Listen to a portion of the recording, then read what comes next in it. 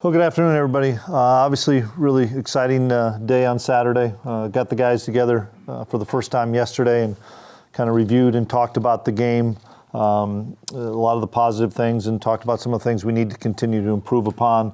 And then we really flipped the page pretty quickly because we've got a big game this week against KU, and they're playing really well and with a lot of confidence. And I thought our guys had a really good practice yesterday. It was our first workout and since the game, and we got through the game relatively good from a health standpoint, other than Eric Gallen, who will be lost for the season with a knee injury. It was unfortunate that we lost Eric because he was playing well and increasing his role. But our thoughts are with Eric moving forward. So we'll open up for questions as we can about KU and stuff.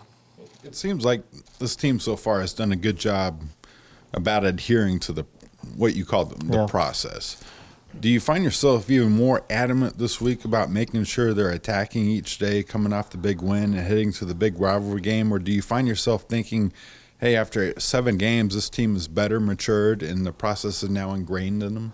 Well, you hope that the process is beginning to be ingrained in those guys, but you're always reminding them about why we have success, and I think success is just defined by each day, just getting better and not worrying about Saturday. We can't worry about Saturday today or on Thursday. We got to handle it each day, and that's kind of been the whole message throughout the entire season. Even when we had a couple of losses in a row, I felt we were improving as a football team, and that's all you can ask for is just continuing to get better on a daily basis. As it pertains to Saturday, just what is the magnitude of this game that you know of at this particular point in time? I know it's a big game, obviously, with the Governor's Cup and a trophy game and those things. And I think those things are neat, part of college football, the rivalries. I think those are great. But once again, we can't get caught up in all that. We have to get caught up in making sure that we come up with great game plans this week and that the guys understand the details of the plan and don't get ahead of ourselves and make sure that we have a great week of prep.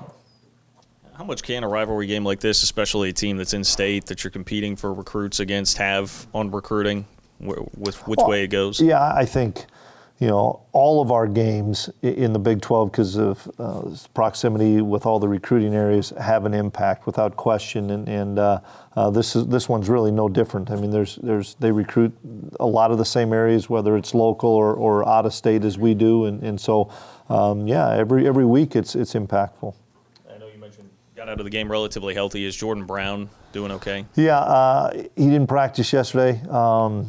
But we envision him practicing some today and should be ready to roll full speed probably Wednesday. In preparing for Kansas's offense, do you really lock in on those 2 or 3 games that Brent Dearman's been calling plays and kind of set aside the other ones to a degree? Well, I don't think you set them totally aside. Yes, you have to see how it's differently called in those last 2 games without question, but they've also had a lot of the same formations, probably a lot of the same terminology for a number of weeks. And so we have to look at the whole body and then maybe focus in, Scotty Wood, maybe just on how it's called. Maybe it's a little different. We're just kind of digging into that. I know this, the level of confidence that those guys are playing with, obviously they bought in quickly and to the change. And I think, the quarterback and Stanley and all the skill kids are playing really, really well and playing with a lot of confidence. Have you seen an offense like this season or something you're going to refer back to? Probably not. Everybody's unique in their own way of the offenses that we've played. There's everybody knows there's tremendous offenses in this league. I think KU's just really solid in their balance right now. And they get into a lot more personnel groups than a lot of the Big 12 teams that we've played so far. I mean, they can pack it in with a couple of tight ends and a couple of wide receivers, or they can spread you out in 4 wide. And obviously the running back can do so many things in and out of the backfield, and they hand him jet sweeps and stuff. So they just And I know they're continuing to put more of their offense in, and so I think we'll see some unique things or different things that we haven't seen so far this year. But really impressed with their offense right now.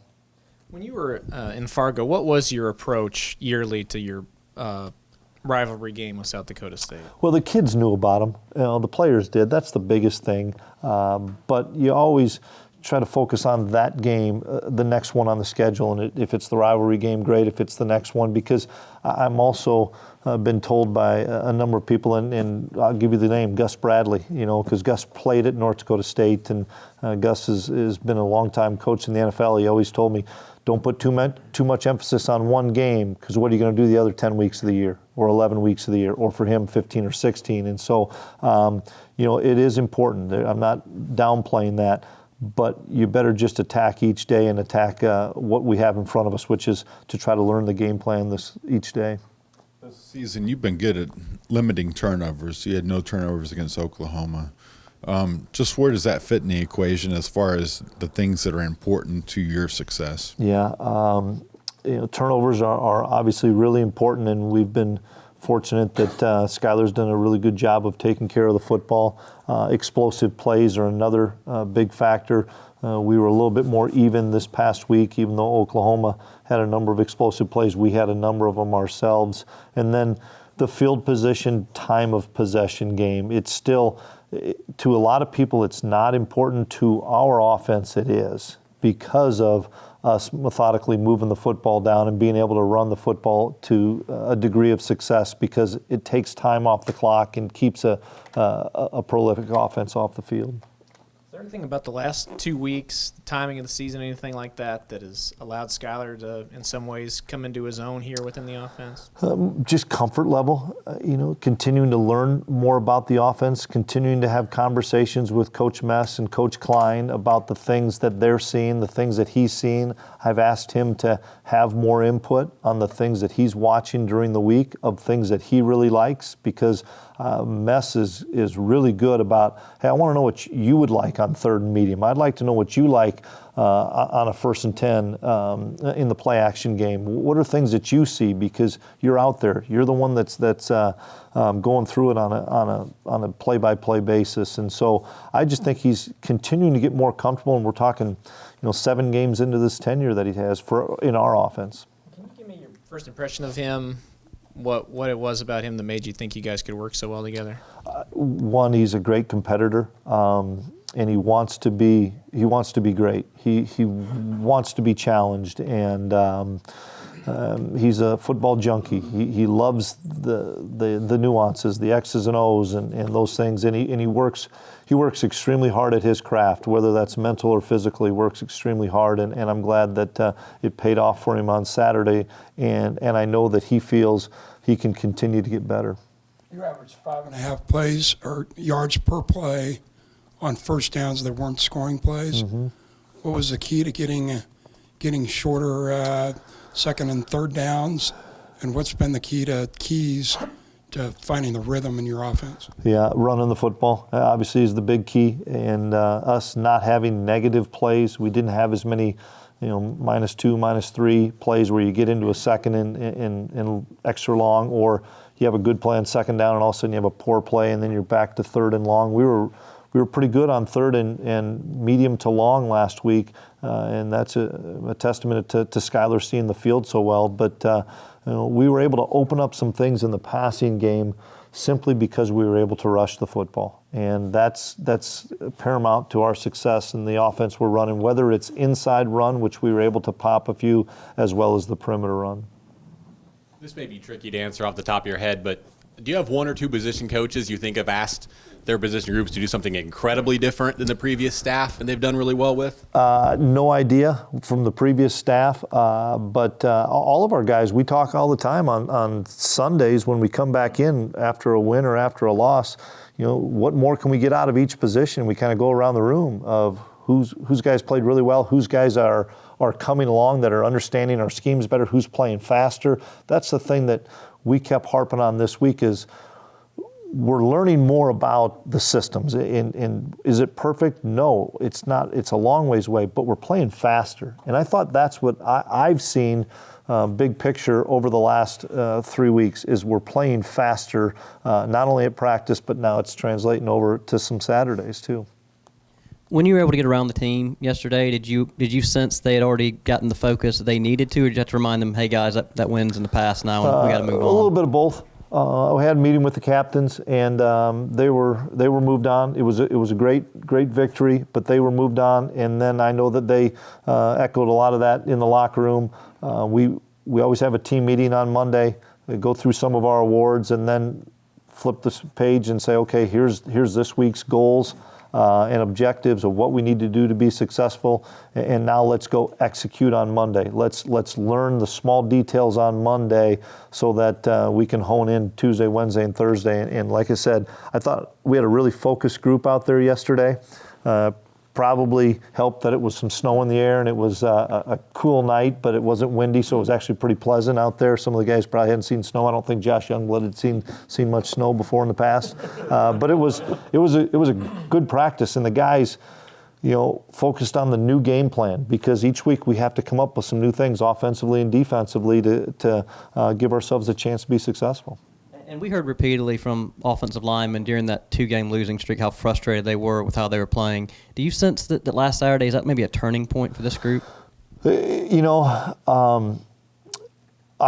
hope so. I know we have a lot of good football players there. You guys know we have a lot of good football players there, but I also caution our guys, just like I do every week. It doesn't matter is what you did in a previous game has no bearing on the next game. And you can't compare scores, and you can't say, well, we ran the football well this week, that means we're going to next week. It doesn't work that way. This game's too hard. There's too good of coaches. There's too good of players. Each week is a brand new week in this league. Just throughout your career, have your paths crossed much with Les Miles? Do you have any kind of relationship with him? None, other than when he was hired at KU and I was hired here. We had a couple of interactions at some different functions that we were at, and I had good conversations, although quick, had good conversations. Obviously, I have tons of respect for Les in the profession and his longevity and how well he's done and the sustained success. And I think all of us can see what he's done in a short period of time at the University of Kansas has been really, really productive and really good. I want to ask you again about Carter Stanley. He comes off a pair of 300-yard passing games and has Kansas on pace for its second most passing yards in the past decade. What makes him such an effective passer? One, he's got a grasp of the offense, and you can tell even over the last few weeks, it really he's understood a lot of things really well, and the ball comes out on time. I've seen Texas try to pressure him, and he knows where he's going with the football, and the pressure doesn't get there because he knows how to get the ball out. He sees coverages really well. He sees matchups really well. I think he throws the deep ball extremely well. We've seen that against a lot of people where there's people right on guys, and they're electric at wide receiver now. They have some great players at wide receiver, and it's not just, well, you have to stop one guy. There's a bunch of guys that can beat you at wide receiver, and he's distributing the ball to all of them. And I just, as you watch him, especially early in the season, and then as it's come on late in the season, I think he's got a real good connection with a number of guys at receiver, and he's throwing the ball really well. What has stood out to you about Jack Stanine, and what does a game like this mean for him? He came from a family that's heavily involved with KU. Yep. We were happy to get Jax in the recruiting process, and we thought he had a chance to help us as a true freshman, and he's done a nice job. He played a little bit more last week, and we continue to get him more and more involved in the plan. I know that was probably not easy for the Dineen family to see somebody go to Manhattan. But in the same respect, Jax loves it here, and he's a great fit here, and he's got a lot of good buddies here, and he's embraced being a Wildcat, and he loves being a Wildcat, and I'm excited to see him not only this week, but as he continues on his career. Is Moraney, number 97, the most disruptive player you've seen in KU's front seven? Well, they have a bunch of them. I like their front seven. They have a bunch of veterans on the defensive line, and they're long. They're really athletic. They cover ground. They're strong. They get off blocks, and for us to focus on one guy, I think they've got a bunch of guys that are really good up there. Coach, Kellis asked you about first impressions of Skylar, and maybe this is a cop-out, but I guess I'll ask you the same thing about Coach Mess, and I guess how pleased you've been with sort of his progression since week one. Well, you didn't realize I've been around Mess my whole life, and just love the guy because he's a competitor and he's a great play caller. I've seen it not just in the last 3 years, but I've followed his career when I wasn't with him, he doesn't. He doesn't ride the roller coaster, and he has a plan, and he sticks to the plan. He's really good in the staff room because he wants input from all coaches, and not a lot of guys, will really take that. Sometimes they ask for the input, but really use it. And Courtney, I was obviously really happy for Mess because once we had some things going in the run game, it's a lot easier to call plays. And if you can run the football, it opens a lot of things up. And if you struggle to run the football, a lot of people can call it, and it just doesn't work if you can't find a way to get the run game going. Does Khalid Duke, in some respects, step into that Eric Allen role? Yeah, we have to look at that and see. That was a significant role based on trying to find a guy that we could spy Jalen Hurts. And whether it was Eric or Khalid, they both played a little bit until Khalid got hurt. But I think each week will be a little bit different. We're not to the third down stuff yet with our game planning, so we'll see how that goes as the week goes on. Do you find yourself placing any extra emphasis on special teams, given how good they've gone the last couple of weeks? I think you always have to place great emphasis on special teams. It's the same thing with anything else. You can't put too much emphasis on it one week. You better have a sustained amount of excellence on teams. And I think in all of our wins, special teams have been a big factor. This past week we get the fumble recovery on the pooch kick.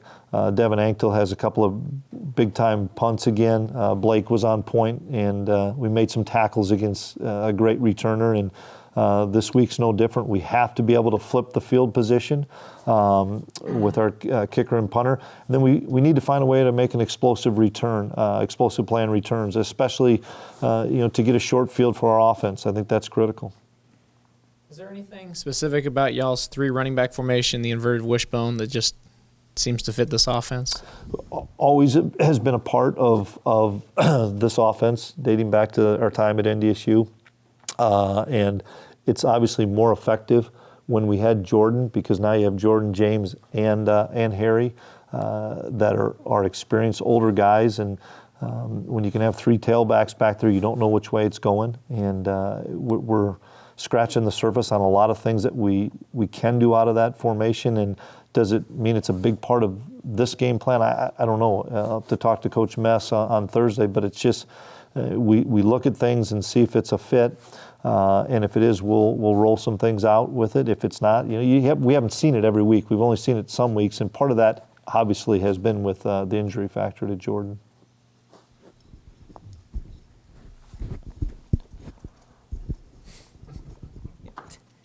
Following up on that, I guess it's been since week 2 was the last time Harry had more than 5 carries in the game, but he seemed to have a couple of incredible blocks out on the perimeter to get big runs open for James and Jordan. Just how impressed have you been with him blocking? Harry is a team guy and wants to do anything he can to help us win. And when Jordan came back, that was going to limit some of his opportunities. But he didn't care. He just wanted to play and win. And we're trying to incorporate him in a few more special teams because he is a really good football player, but he's a team guy. And that's I told the guys, that's why we won the game, and that's why we're having some success. Is it's all about the name on the front of the jersey. It's all about the team. It's all about us embracing the offense, defense, special teams, and our scout team was really good last week. Our offense and defensive scouts gave us a great look, and that's hard to do when you're not in the mix. And I think Harry is a great representation of, hey, if this is my role, I'm going to own the role, I'm going to embrace the role, and I'm going to dominate the role. And so I hope that a lot of the young guys can learn from a Harry Trotter. And then after Saturdays, when Josh Youngblood said that he just thought that win is going to be a big deal on the recruiting trail for kids seeing, hey, you can come to K-State and beat the biggest teams in the country. Do you really think that's a win that's going to pay dividends? Well, I think it's still a body of work. I don't want it to be one game. Obviously, that game was a big game and a big win, but it's still your overall body of work. Keep passing that thing around. Did you learn any lessons after the Mississippi State game? You guys come back and lose the next two. Do you use any things that you learned in that situation now? Part of it was a bye week too in there. We talked about the rhythm of playing football. It's something we visited about with the captains. And do you learn something about that? Do you learn something after losing a couple in a row that you're never as bad as you think you are? You're probably never as good as you think you are either. And once again, it kind of goes back full circle to the first conversation we're having in here. You better attack each day because in your preparation, because if you don't prepare Monday through Friday, you don't have an opportunity to be successful Saturday. When you went back and broke down what happened on defense, what did you like most on that side of the ball against Oklahoma? That we limited them to field goals. You just, you're not going to stop that offense. That offense is phenomenal. And for us, I think the third quarter, we had a great third quarter. They only had a couple of possessions and didn't do much in the third quarter, so that was really key. But the other things were, first drive, limit them to 3. A couple other times, limiting them to a field goal. That was really important. We played better on defense. We know we have to continue to play better for us to be successful. But I know the guys are seeing it as they watch film over the last few weeks that we are getting better, but we still have a long ways to go to get where we want to be on defense.